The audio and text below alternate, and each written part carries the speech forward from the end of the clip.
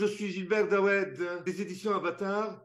Je suis avec Nicolas Bonal pour son coup de gueule. Cette semaine, le coup de gueule de Nicolas Bonal s'intitule La pulsion génocidaire. Nicolas, on va être de nouveau accusé par nos auditeurs d'être des catastrophistes. Contre Bonal et Dawed, ceux qui cassent le moral aux résistants, qui font le jeu de Macron et des mondialistes.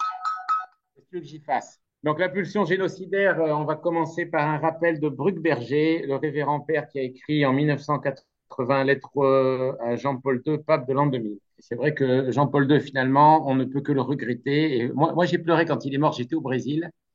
J'ai senti que c'était vraiment la fin d'une époque un peu rassurante. Et après, dès qu'on a eu Benoît XVI, on a compris qu'il était très attaqué, que ça allait se terminer très mal. Ça s'est très mal terminé. Ça s'est terminé avec Bergoglio. Et Bergoglio est allé bénir Zelensky ce matin ou hier, pendant que Zelensky réclame plus d'armes à Macron, qu'on a eu 3 milliards de cadeaux en euros de l'Allemagne à l'Ukraine et que on a fait sauter des entrepôts énormes à Khmelnytsky pour que les Russes se prémunissent contre les agressions futures. Les Russes qui auront été mauvais de bout en bout dans cette histoire, on en a déjà parlé toi et moi, mais on ne sait pas pour quelles raisons exactement. C'est pour ça que ça sert à rien d'insister là-dessus, mais ils ne sont franchement pas bons et c'est ce qu'a dit Paul Craig Robert, c'est ce qu'a dit Modeste, c'est ce qu'ont dit d'autres gars plus ou moins partisans des Russes avant. Moi, je rappelle que j'ai été quand même blogueur sur frsputnik.com, donc on vient de pas me donner de leçons. Je rappelle que j'ai interviewé Marion Le Pen et Jean-Marie Le Pen pour English Pravda et Rue. Le jour où vous faites la même chose, vous venez me voir. Mais que, au fur et à mesure, j'ai trouvé que le grand génie géostratégique Poutine n'était pas très adroit. Mais bon, je vais pas faire le procès de Poutine parce que ça sert à rien. Il y en a qui vont encore dire que c'est parce que ma femme est ukrainienne, parce qu'ils ont tout compris. Mais ça n'a rien à voir, évidemment. Mais je veux dire, il y a un autre problème qui est plus grave, c'est que le blanc veut crever. On pourrait appeler cette émission comme ça, la pulsion génocidaire blanche. Tu pourras rajouter ça comme titre. Ce bon prêtre qui était un ami de Bernanos, je le rappelle, Bernanos que je rapproche souvent de Céline, notamment sur la position par rapport à la guerre. Il dit, le fond de l'affaire est que la race blanche traverse une crise d'obsession suicidaire et désormais la science lui donne la possibilité d'en finir avec elle-même, en douceur et presque sans le vouloir, à la manière dont se commettent les suicides les plus lâches. C'est cela qu'il fallait dire. Donc, on a eu le vaccin pour ça. Macron a encore fait une émission pour l'Ukraine, pour la guerre, pour la destruction de l'Europe et pour le vaccin. Ça va ensemble pour eux. Et l'Europe est de plus en plus dans son mirage de mort, dans sa chasse au carbone. Il pleut tout le temps partout, surtout en France, mais ça veut dire que c'est une sécheresse humide comme dit l'ami Béchade, qui est assez drôle, ou CH16, il dit que c'est une sécheresse asymptomatique. Et on se doute qu'avec les crétins dont on a recensé les exploits, toi et moi, depuis 2 ans, dans le cadre de cette émission, avec les crétins, ça marchera très bien. Mettons qu'on ait un mois de pluie au mois de juin ou un mois de pluie au mois d'août, comme ça arrive souvent dans l'ouest de la France, notamment en Bretagne, où je me tapais des vacances désastreuses quand j'étais enfant. On dira, c'est la faute à la sécheresse, donc on va vous rationner l'eau. Bon, ben à ce moment-là, il faudra sortir les casseroles pour remplir l'eau que Macron va nous priver au robinet. Et comme les gens seront contents, on ne va pas se gêner. Un autre qui avait compris aussi que la race blanche avait envie de s'exterminer depuis très longtemps, c'est Céline. On a eu ça donc dès 14 et notamment Céline parle brillamment de la guerre franco-allemande à l'époque et de cette volonté d'extermination. Et il dit, je suis peut-être lâche parce que je refuse de me battre, mais je suis le seul. Je suis le seul. Les types vont se faire tuer. Il appelle ça les monuments aux morts, les lourds dolmens de la docilité, pendant qu'il y a encore des crétins que je ne nommerai pas, qui font l'éloge des héros de 14-18 et tout ça. Lui, il dit, les types ont été incroyablement soumis et se sont laissés tous tuer. Je rappelle donc que c'est la social-démocratie allemande qui a déclaré la guerre, qui était majoritaire au Parlement comme en France, hein, qui a déclaré la guerre à l'Allemagne à l'époque, à la Russie pendant 14, et que Macron, c'est encore le socialisme à l'européenne, et que c'est lui qui va déclarer la guerre à la Russie. Je pense là qu'on va y aller. Je pense qu'il y a une belle pulsion génocidaire. Et il y a une pulsion génocidaire qui vient aussi des États-Unis avec Biden. On a vu ça sur RT.com qui a fait une déclaration disant que le plus grand péril pour l'humanité, pour le cosmos, pour toutes les galaxies, c'est la race blanche. Donc c'est sorti sur RT.com. J'étais mort de rire, M-O-R-T et M-A-U-R-E comme Othello. Et je me suis dit, bon, ben, on est assez mal barré avec tous ces dingos qui, en effet, veulent vraiment en découdre avec nous. Et alors, si c'est pas la guerre, c'est ce que j'en ai parlé une fois, je crois, c'est le syndrome sibérien. Il fait moins 50 degrés. En ce moment, d'ailleurs, on bat des records de température de froid partout. Le Tour d'Italie sous la neige dans le nord, l'Autriche sous la neige, la Californie sous la neige, moins 75 degrés en Antarctique, alors que c'est l'été, hein. C'est le réchauffement climatique, Oui, oui, Nicolas. oui, oui, oui, oui, oui, oui, oui, oui, oui, oui. Mais je crois qu'il nous avait préparé avec ce cinéaste allemand qui nous prend pour des cons. Il n'y a pas d'autre mot, c'est Roland Emmerich. The Day After. En effet, The Day After, c'est le réchauffement climatique parce qu'on a trop de voitures et trop de ci et trop de ça. Alors qu'on a maintenant les chiffres, hein, c'est 0,0001% l'effet carbone. Enfin, c'est pas grave, on peut pas discuter science, on est tous tout à fait d'accord, c'est terminé, c'est terminé. La pulsion est génocidaire. Tu ne vas pas discuter. C'est exactement comme quand ils ont utilisé, au lieu de dire crime passionnel, ils ont dit c'est un féminicide. Féminicide, c'est génocide. Génocide, c'est 6 millions. C'est le chiffre breveté institutionnalisé. 6 millions, c'est chaque fois que tu touches à une femme, c'est 6 millions. Donc, c'est un génocide total. Donc, il faut exterminer la race blanche, en particulier le mâle blanc. Heureusement, on a une guerre nucléaire qui va arriver avec la Russie, avec Poutine. Donc, on va peut-être y arriver à nous débarrasser de vous, chers électeurs, puisque le problème, en effet, c'est les électeurs. Ce matin...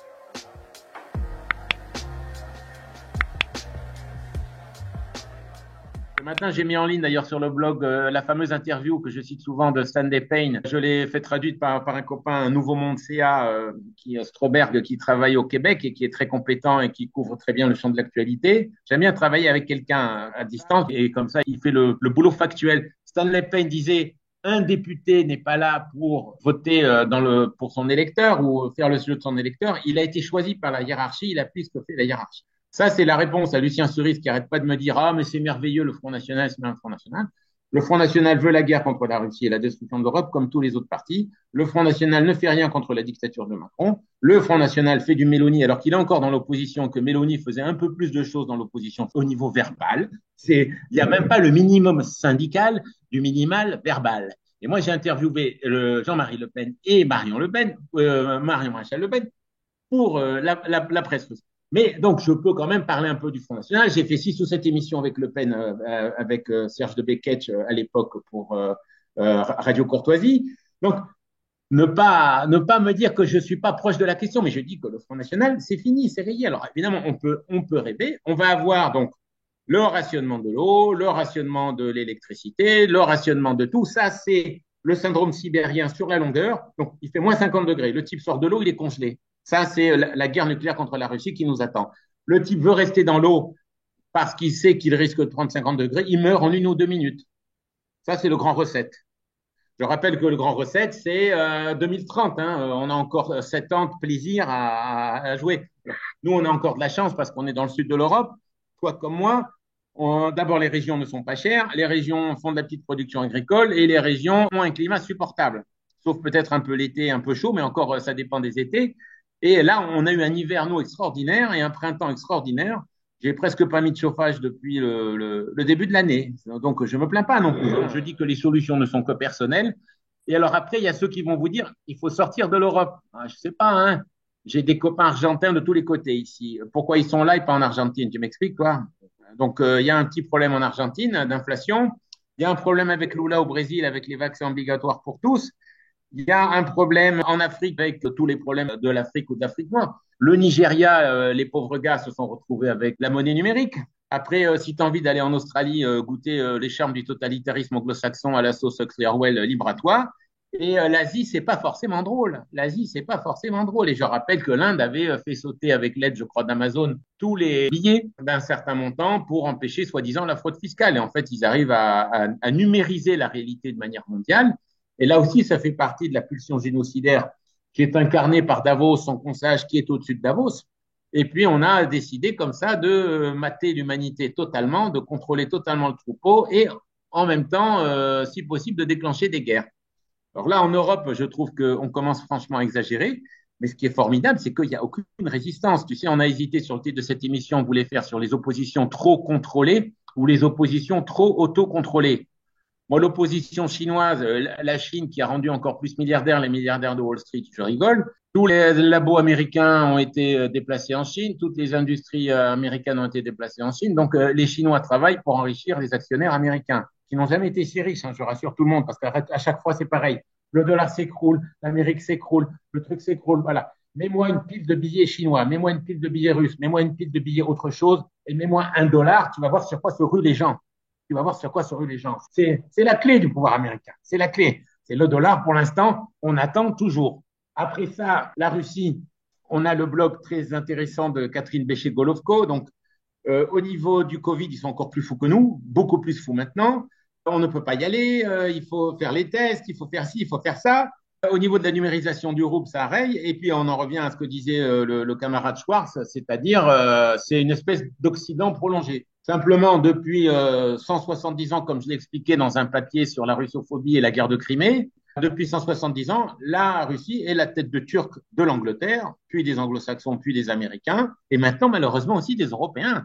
Là, on oublie aussi que la pulsion génocidaire, elle vient pas de l'extérieur, elle nous est pas imposée par les Américains, ça c'est une blague, elle vient de l'intérieur, elle est enracinée en nous. Peut-être que c'est Drieux-La Rochelle, je l'ai rappelé dans un de mes textes, qui a dit que bon, l'Occident a inventé, il était à l'époque marqué par Guénon, je crois, l'Occident a inventé la civilisation de la chatarra, de l'objet, du bazar, et tout cela va mal se terminer, parce qu'en effet, on a sacrifié l'âme, on a sacrifié l'homme, on a sacrifié toutes les valeurs morales aussi, on est dans un gouffre moral et spirituel, et en même temps, on est en train même maintenant de se suicider physiquement. C'est assez rigolo. Jusque-là, c'était un suicide psychologique ou spirituel. Là, non, ça devient un suicide physique. Le mec ne veut que se priver de tout. Et si possible, il va se priver de respirer parce que, comme le disait une journaliste très intelligente, une de plus, dans un je ne sais plus quel canard écolo, la respiration réchauffe l'atmosphère. La respiration elle-même réchauffe l'atmosphère. Donc, faisons un effort, provoquons Poutine suffisamment de Aix-la-Chapelle ou de Bruxelles ou de Berlin ou de Paris pour que finalement la vie s'arrête en Europe et qu'on arrête de polluer et de réchauffer le climat en respirant. Voilà, la pulsion génocidaire. Mais je pense qu'on peut s'arrêter ici parce que sinon, comme je l'ai dit, on va nous accuser de catastrophisme. Et voilà. Et, allez. Ronald et Dawed, ça suffit. Alors que Macron, c'est tellement bien. Mais, et là, je vais donc, avec le mantra habituel, acheter nos livres, liker Ouais. cette émission, commentez aussi, dites-nous ce que vous pensez, ça nous aidera à développer d'autres thèmes et peut-être on fera un live un de ces jours. Allez, merci et à bientôt.